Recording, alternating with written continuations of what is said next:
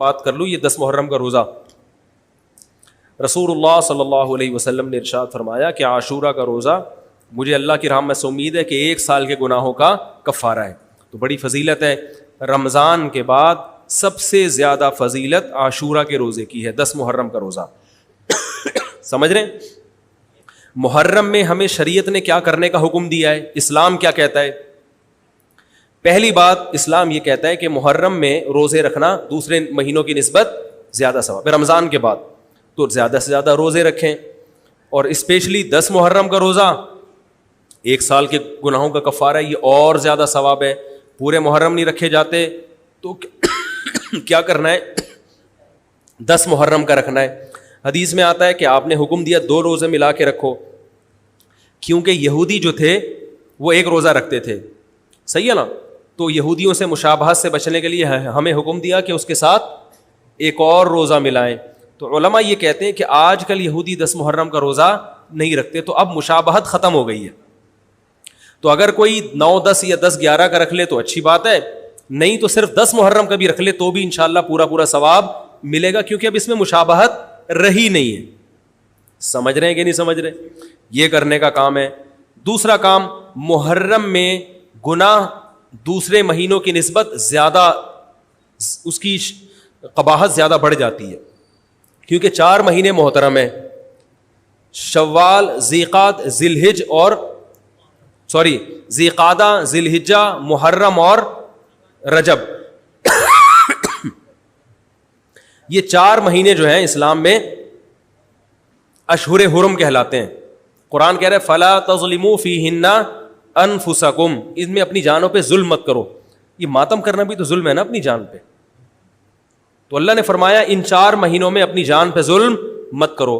کسی بھی طرح سے ظلم ہو, جسمانی ظلم ہو, روحانی ظلم ہو. جسمانی ظلم ماتم کر کے بھی ہو سکتا ہے, اور انگاروں پہ چل کے بھی ہو سکتا ہے, اپنے آپ کو پیٹ کے بھی ہو سکتا ہے.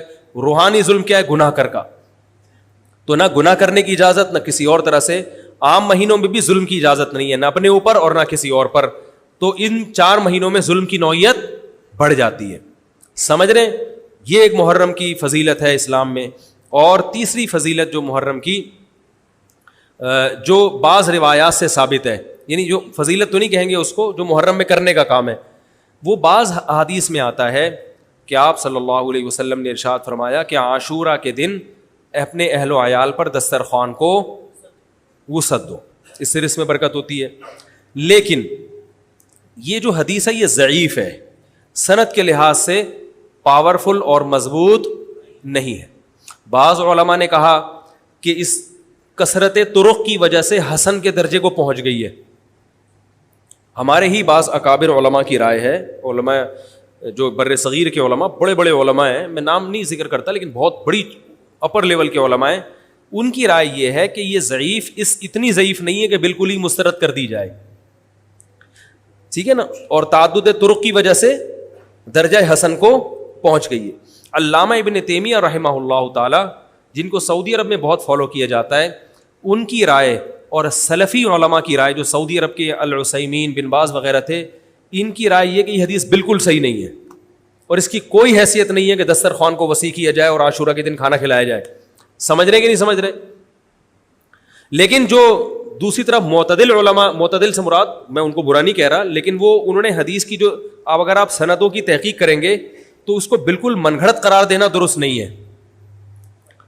اگر سندوں کی تحقیق کریں گے تو ایسا معلوم ہوتا ہے کہ علامہ ابن تیمیہ رحمہ اللہ تعالی, جو ہمارے لیے قابل احترام ہے, انہوں نے اس حدیث کو رد کرنے میں تھوڑا مبالغہ سے کام لیا, غلو کیا ہے. ایسا نہیں ہے کہ بالکل ہی اس کی کوئی ویلیو نہیں ہے. تو ضعیف روایتیں ہیں لیکن کثرت طرق کی وجہ سے درجہ حسن کو پہنچ گئی ہے. سمجھ رہے کہ نہیں سمجھ رہے؟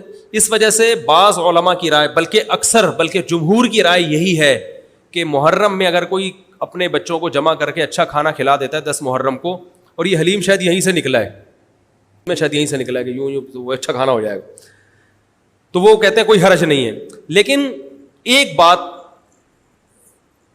جو دوسرے علماء کہتے ہیں, جو میری بھی سمجھ میں آتا ہے, بلکہ میں نے پہلے کہیں پڑھا تو نہیں, میرا دماغ اس طرف گیا, لیکن اس کی تائید میں علماء کے فتاویٰ مل گئے. دیکھو, اگر کوئی حدیث ضعیف ہو یا حسن ہو تو صرف حسن ہونا کافی نہیں ہے، یہ دیکھا جائے گا کہ یہ دوسری صحیح حدیثوں سے ٹکرا تو نہیں رہی ہے. یہ بھی ایک فقہ کا اصول ہے کہ اگر ایک کمزور چیز ہے لیکن وہ طاقتور دلیل سے ٹکرا رہی ہے تو پھر اس کمزور چیز کو بالکل رد کیا جائے گا. تو عاشورہ کے دن روزہ رکھنے کا حکم ہے، یہ بالکل بخاری مسلم کی صحیح حدیث سے ثابت ہے.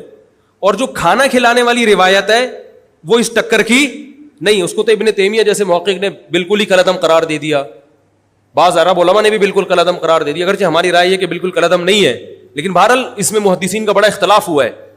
جبکہ روزہ رکھنے والی جو روایات ہیں وہ بالکل بے غبار ہیں، ان کو سب صحیح مانتے ہیں.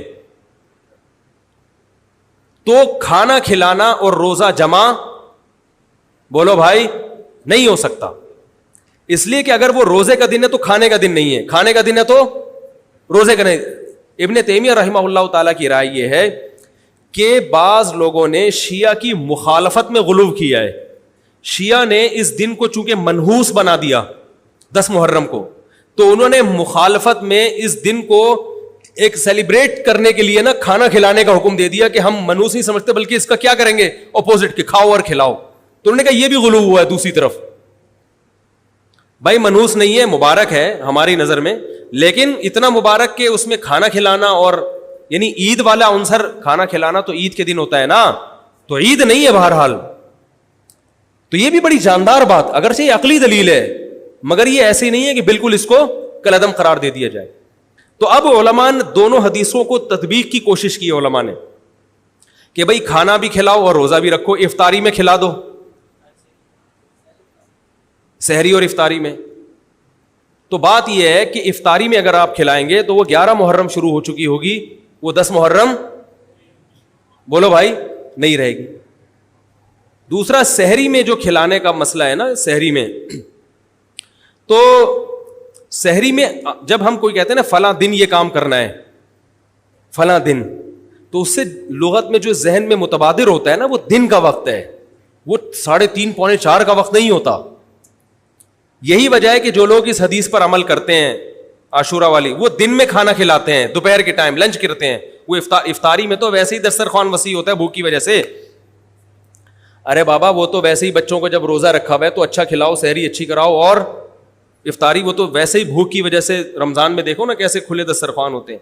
تو میں نے بڑی کوشش کی دونوں حدیثوں کو جمع کریں، لیکن تکلف کے بغیر یہ ممکن نہیں ہے. تو فقہ کا ایک اصول ہے کہ جب کوئی بے غبار صحیح حدیث ہوتی ہے اور اس سے ایک اصول ثابت ہو رہا ہے تو اس کے مقابلے میں اگر کمزور روایت آئے گی جو اس سے ٹکرا رہی ہوگی تو اس کمزور روایت کو، اگرچہ وہ موضوع من گھڑت نہیں ہے لیکن اس کمزور کو اس صحیح حدیث کی مخالفت کی وجہ سے بولو بھائی رد کر دیا جائے. اس لیے میرا نالائق کا موقف یہ ہے، میں بہت نالائق ہوں، میں اتنی بڑی بڑی باتیں کرتا نہیں ہوں، لیکن ساڑی عقلچ یہ چیز آندھی نہیں ہے کہ بھائی جو روزے کا دن ہے وہ بھوکے پیاسے رہنے کا دن ہے، وہ کھانے کھلانے کا نہیں ہے. افطاری میں تو ویسے ہی کھاؤ بھی کھلاؤ بھی. تو اور اس کا نقصان یہ بھی ہوتا ہے کہ لوگوں نے اس کھانا کھلانے کے چکر میں روزے چھوڑ دیے ہیں. سمجھ رہے ہیں، جب حلیم پکے گا تو کون روزہ رکھے گا بھائی؟ ساری رات گھوٹا لگے گا حلیم کا کہ کل دسترخوان وسیع کرنا ہے، تو پھر روزہ گیا، وہ تو تیل لینے گیا، روزہ کون رکھے گا روزہ؟ تو وہ حدیث صحیح حدیث کی بالکل اس میں ٹائٹ قسم کی مخالفت ہو رہی ہے. ٹھیک ہے نا. تو نالائق کی رائے، پھر بھی اگر کوئی دوسرے علماء کی رائے کو فالو کرتا ہے تو وہ کھائے بھی کھلائے بھی. میں کہتا ہوں جو مضبوط چیز ہے اس کو لینا چاہیے، جو کمزور چیز ہے اس کو چھوڑ دینا چاہیے. ہمارے حضرت مفتی رشید احمد صاحب رحمہ اللہ ایک بات کہتے تھے کہ جہاں کھانا کھلانے کی حدیث آئے گی نا وہاں مسلمان اس کو لے ہی لے گا. کھانے پینے کی جہاں بات آئے گی مسلمان کیا کرتا ہے؟ وہ کہتا ہے بھائی یہ صحیح ہے، یہ بالکل صحیح حدیث ہے. ٹھیک ہے نا. وہ کیا کرتا ہے؟ جن علماء کی تحقیق ہے وہ تو تحقیق سے کہہ رہے ہیں، لیکن عام پبلک کی عادت یہ ہوتی ہے کہ فتویٰ بھی اسی کا فالو کریں گے جہاں کھلانے کا تذکرہ آ رہا. تو اب ہمارے کہتے ہیں جہاں کھانا کھلانے کی بات آئی مسلمان کہتا ہے بس یہ بالکل صحیح بخاری کی طرز پر، یہ بخاری کی شرط پر یہ حدیث. تو بھائی بھوکا رہنا عبادت ہے، بھوکا رہنا سنت ہے. بچوں کو تو ویسے ہی کھلاؤ، عاشورہ ہو یا نہیں ہو، اور سحری افطاری کرا دو، اچھی سی روزہ رکھواؤ. اور جو بالکل چھوٹے بچے ہیں وہ تو ویسے ہی کھاتے ہیں. تو اس لیے، اور پھر اس کا نقصان کیا ہو رہا ہے؟ حلیم کے گھوٹے لگ رہے ہیں پوری پوری رات بیٹھ کے. اس کے الگ نقصانات ہیں، سبیلیں لگ رہی ہیں. حضرت حسین رضی اللہ تعالیٰ عنہ تو کربلا میں شدید گرمی میں بھوکے اور پیاسے اپنی جان دیتے ہیں، اور یہاں ہم کیا کر رہے ہیں، کھانا کھا رہے ہیں، دیگیں پکا رہے ہیں، شربت پی رہے ہیں. تو یہ بات عقل میں آنے والی نہیں ہے. تو عاشورہ کے دن کی مناسبت سے روزہ ہی ہے، وہ روزہ رکھنے کا دن ہے. اللہ تعالیٰ